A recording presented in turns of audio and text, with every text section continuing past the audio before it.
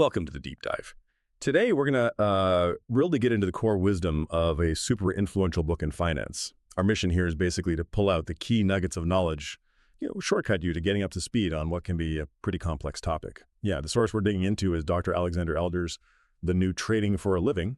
This is the 2014 an update to his original from '93, and it sits right at the intersection of trading, finance, and maybe most importantly, psychology. So get ready. This isn't just going to be about strategies or complex charts. We're diving into the mindset, the discipline, stuff that's really crucial for success, whether you actually trade or you're just, curious about high-stakes performance. Okay, let's unpack this. What's really striking, I think, is where Elder starts. He puts the mental game first, like self-control, emotional discipline. He says that's more crucial than any specific trading strategy. That sounds kind of backwards for a trading book, right? It really does, and that's honestly what makes it stand out. Elder's whole perspective is you've got to master your mind, not just the markets. He actually names the big emotional traps, the performance saboteurs, he calls them. Saboteurs, okay. Like what? Fear, greed, hope, and ego, the big ones. He shows how greed might make you hold a winner way too long until it turns into a loser. Or fear makes you jump out too early, missing the real move. He breaks down exactly how these things mess up your discipline. And to fight this, he recommends stuff like keeping a really detailed trading journal and doing serious post-trade analysis. Not just logging trades, but understanding why you did what you did. It's about building that self-awareness. He has this quote. It's pretty stark. The markets are not your enemies. Your mind is. Your mind is the enemy. That really hits home. It's like the biggest battle is internal. So beyond just writing things down in a journal, how does he suggest people actually, change those ingrained emotional reactions? Well, the journal is sort of the diagnostic tool, right? He pushes you to track your emotions around each trade. Before, during, after. So you start seeing patterns like, oh, after 3 wins, I always get cocky and take way too much risk on the next trade. Okay. Identifying the trigger. Exactly. Once you see the pattern, you can consciously work on interrupting it. Build that self-awareness muscle, essentially. Makes sense. So building on that mental foundation, that discipline, Elder then gets into risk. He calls it survive first, then thrive.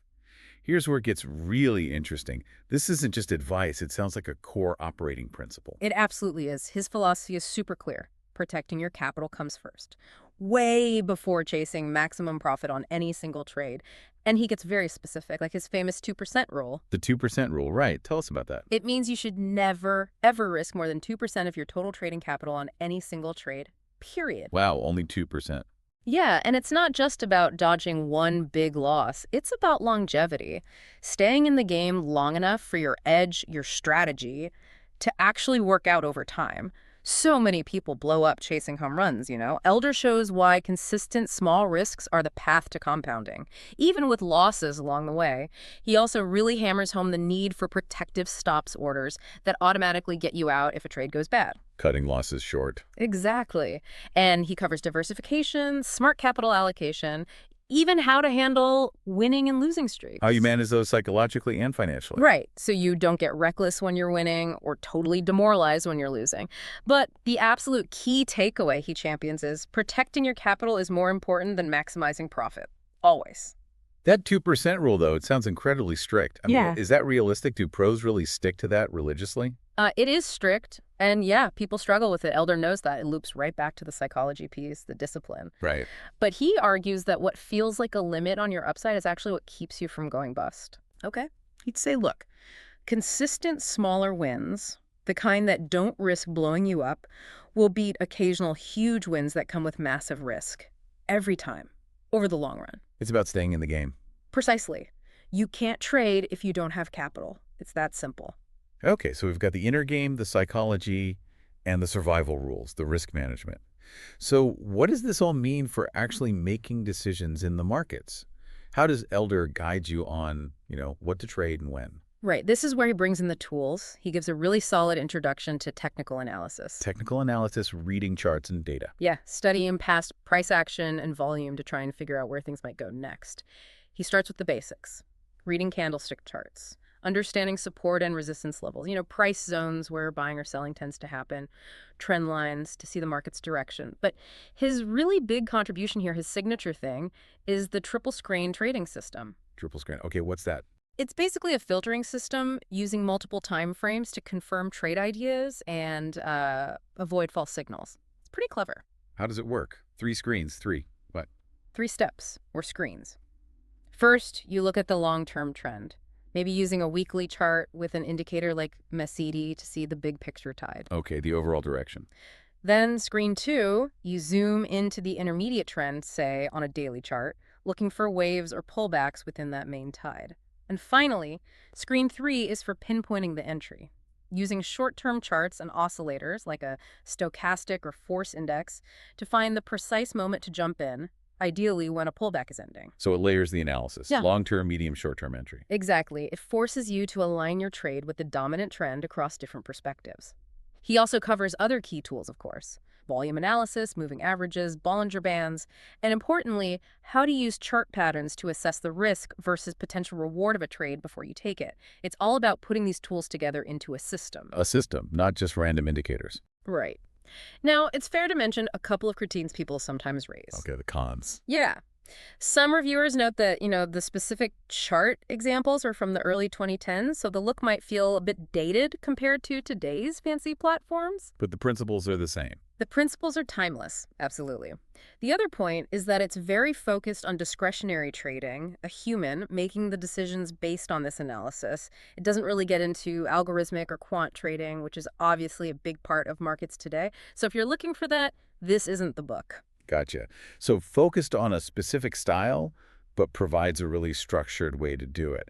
Even with that focus, it feels like Elder gives you a complete framework, a multi-layered way to look at markets. So let's pull it all together. It sounds like this book isn't just, tips on psychology or risk or charts. It's really presented as a whole package, right? An integrated system. That's exactly right. It's designed as a complete methodology. Psychology, risk management, technical analysis, they're all meant to work together. And thinking about who it's best for, it's really strong for beginner to intermediate traders, people looking for that complete roadmap. Someone who wants the whole picture, not just pieces. Exactly. And it's hugely valuable, maybe especially valuable, for traders who know they struggle with discipline or getting consistent results. Those psychological insights we talked about, they can be absolute game changers if that's your weak spot. Right, addressing the root cause of inconsistency. Yeah.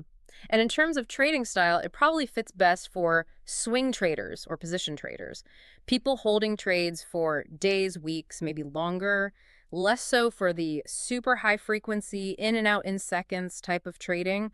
And the pros, the strengths people consistently point out. It's comprehensive, it gives you actual tools, real charts, real examples. That's super helpful when you're learning. The psychological depth, as we said, is pretty unique and practical. It's updated for modern electronic markets compared to the original 93 version. And importantly, he includes exercises and quizzes, so you can actually test yourself and make sure the concepts are sticking. It makes it more interactive. Yeah, more like a workbook in some ways. Kinda, yeah. Reinforces the learning. So that wraps up our deep dive into Dr. Alexander Elder's The New Trading for a Living. It really does feel like more than just a trading manual. It's pitched almost as a guide to surviving and thriving in the market environment.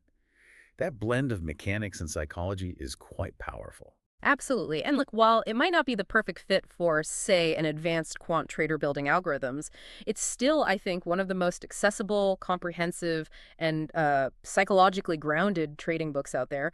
Its popularity over decades really says something. Definitely holds up. Okay, so here's a final thought for you, the listener, to chew on.